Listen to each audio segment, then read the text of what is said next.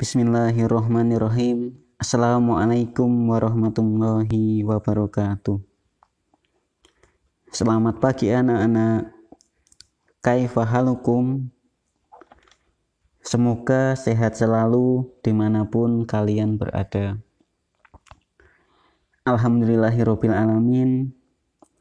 Segala puji marilah kita panjatkan kepada Allah Subhanahu wa taala yang telah mengizinkan kita bertemu meskipun melalui pembelajaran online.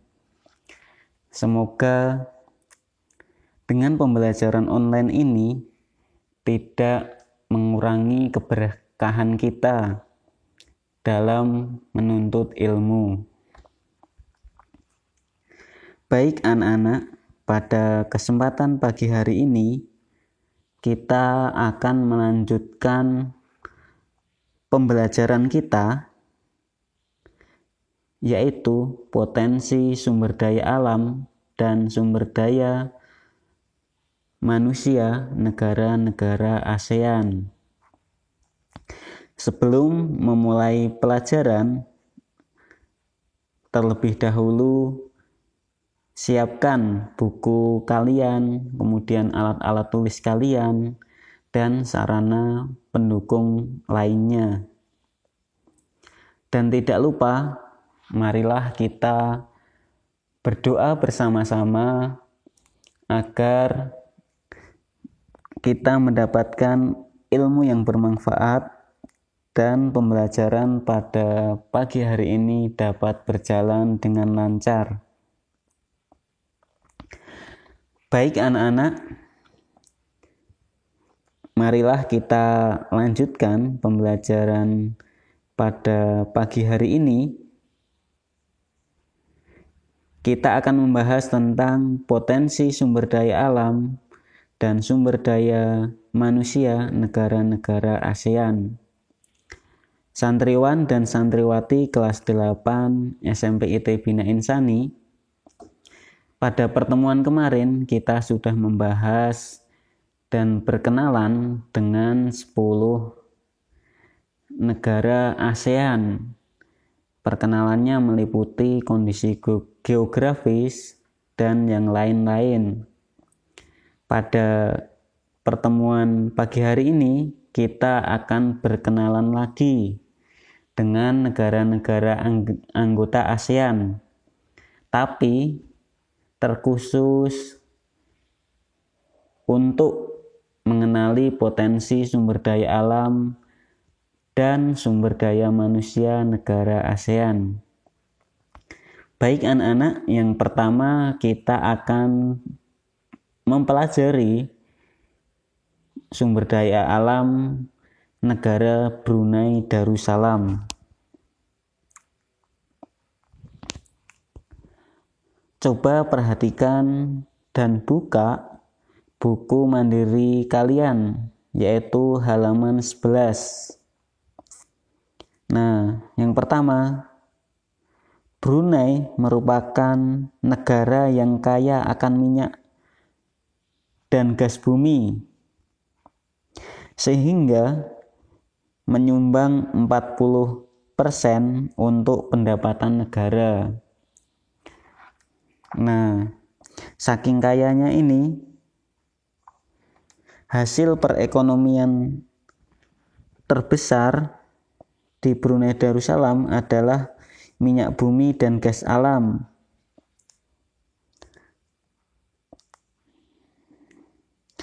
Brunei adalah salah satu negara terkaya di kawasan Asia. Karena apa?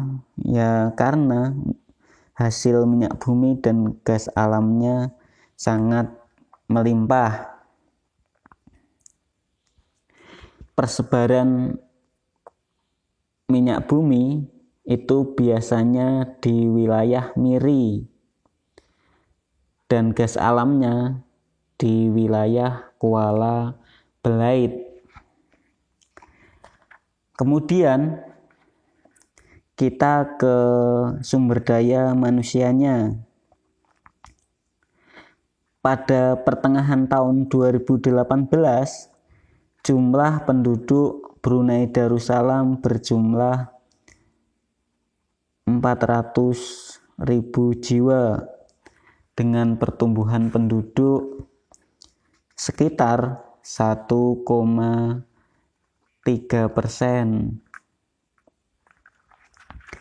Kemudian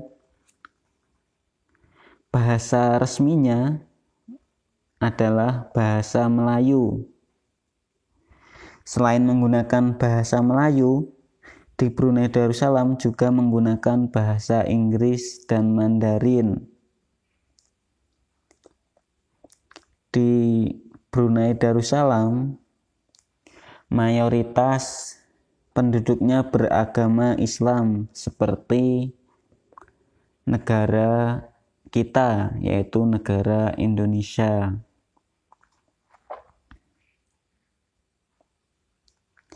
Selanjutnya ke negara yang kedua, yaitu Filipina.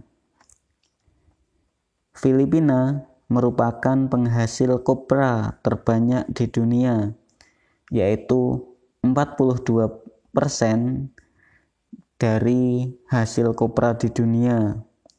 Kopra itu semacam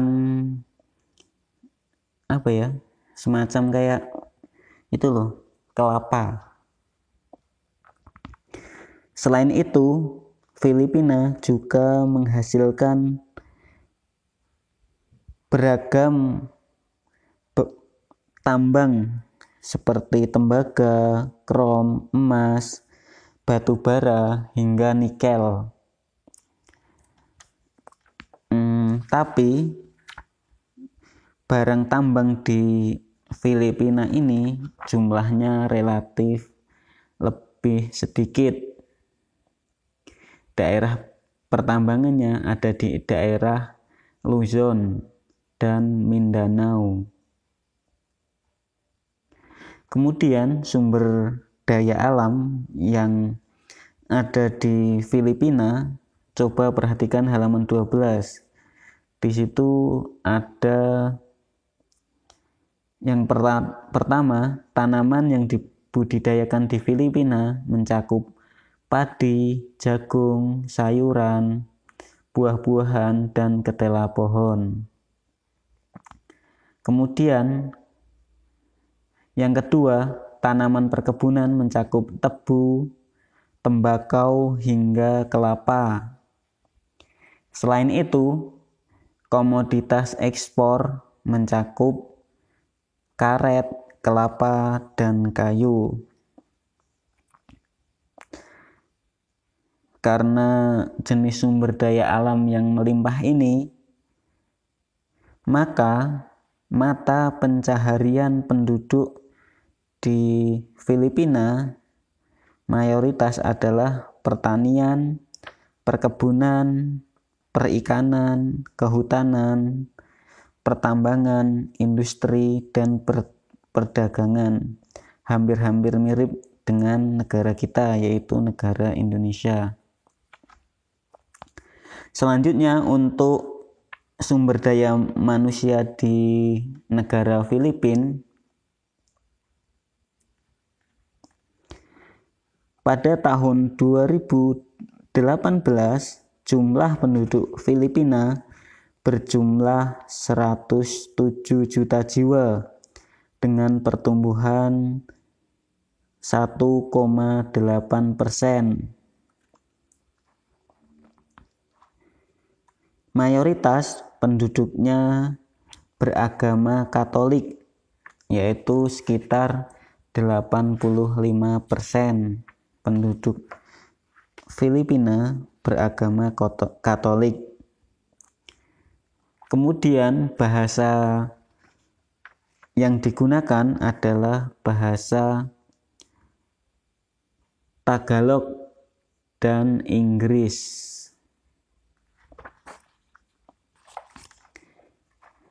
Selain itu, perekonomian Filipina sebagian besar didukung dari sektor jasa.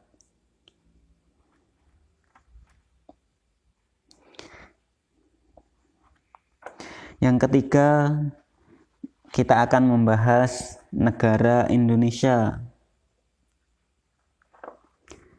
Indonesia merupakan negara agraris yang didukung oleh jenis tanah yang subur dan beriklim tropis. Perekonomian Indonesia didukung oleh komoditas ekspor migas dan non-migas. Selain itu, perindustrian Indonesia juga berkembang, antara lain pembuatan garmen dan pembuatan sepatu.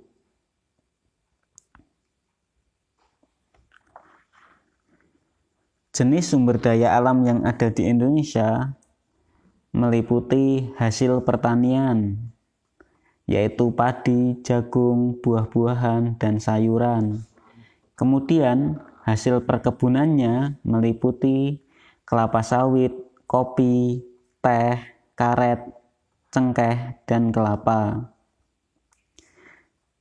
Selanjutnya, hasil hutan negara Indonesia antara lain yaitu kayu, rotan, dan berbagai macam getah. Dan yang terakhir, hasil tambang utama yang dihasilkan oleh Indonesia antara lain minyak dan gas bumi.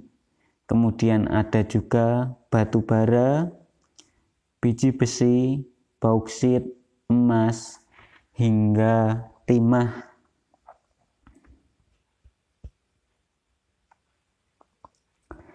Kemudian untuk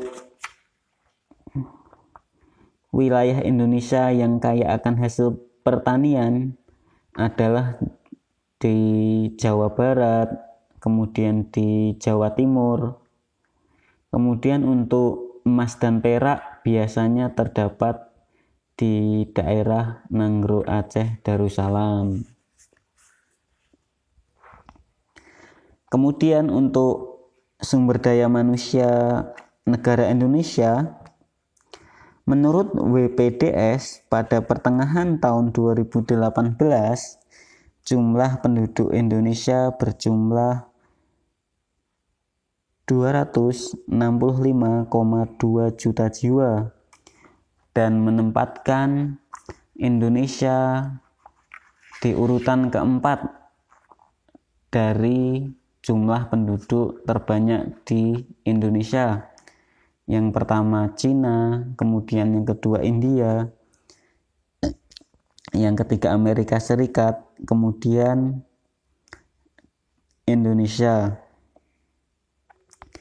Suku bangsa yang memiliki jumlah penduduk terbesar adalah suku Jawa, yaitu 45%. Kemudian diikuti Sunda 14% dan Batak 8%.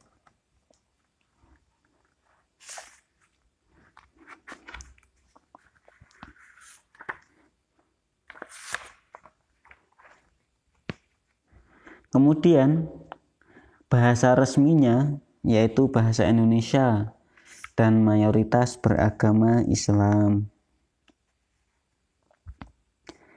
Selanjutnya kita ke negara Kamboja. Perekonomian utama negara Kamboja adalah pertanian.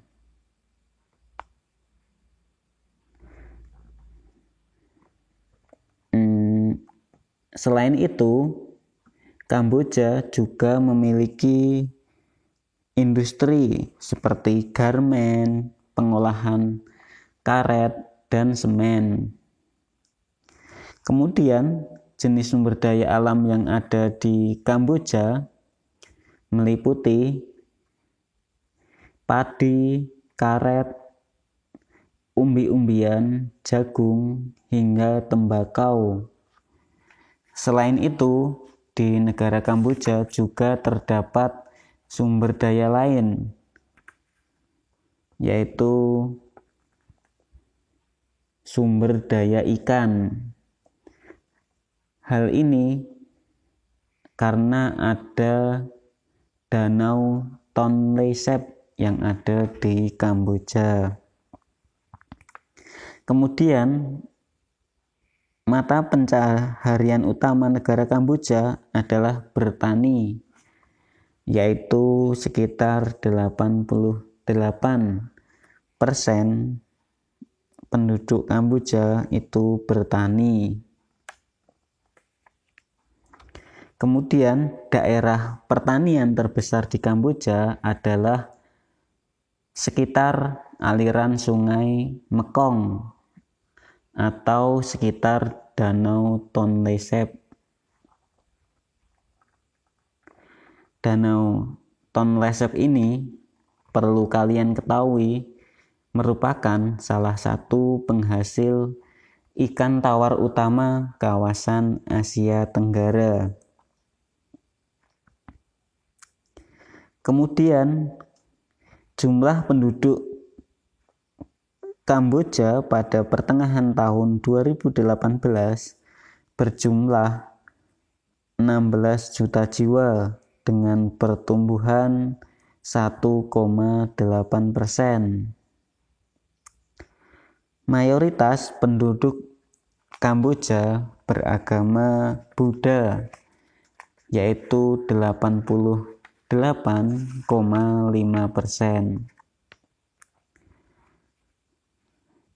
Bahasa resmi yang digunakan di Kamboja yaitu bahasa Khmer, Khmer. Kemudian bahasa lainnya yaitu bahasa Inggris dan Prancis.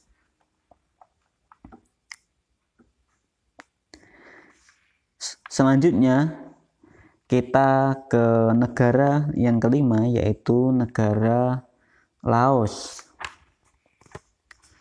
Negara Laos perekonomian utama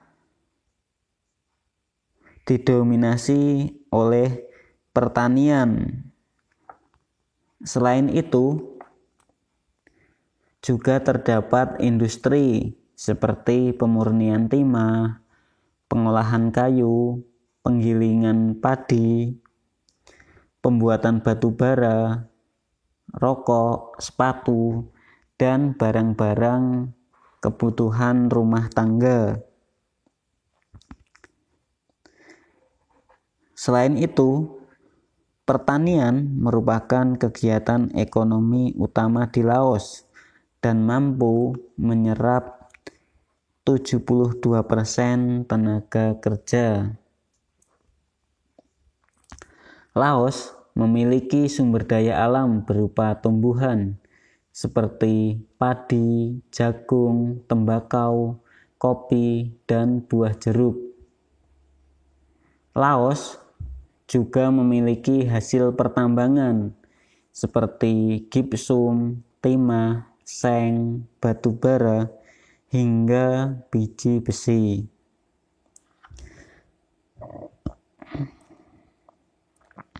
Perlu kalian ketahui bahwasannya jumlah penduduk Laos pada pertengahan tahun 2018 berjumlah 7 juta jiwa dengan pertumbuhan penduduk sekitar 2%. Kemudian bahasa resmi yang digunakan di Laos adalah bahasa Lao.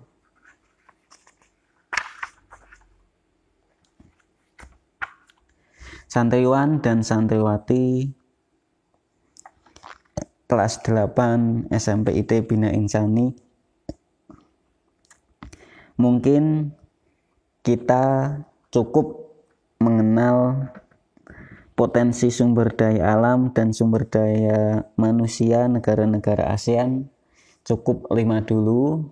Insya Allah kita lanjutkan di pertemuan selanjutnya. Demikian dari Ustadz. Terima kasih atas perhatiannya. Untuk kuis insya Allah di pertemuan selanjutnya. Demikian dari saya. Assalamualaikum warahmatullahi wabarakatuh.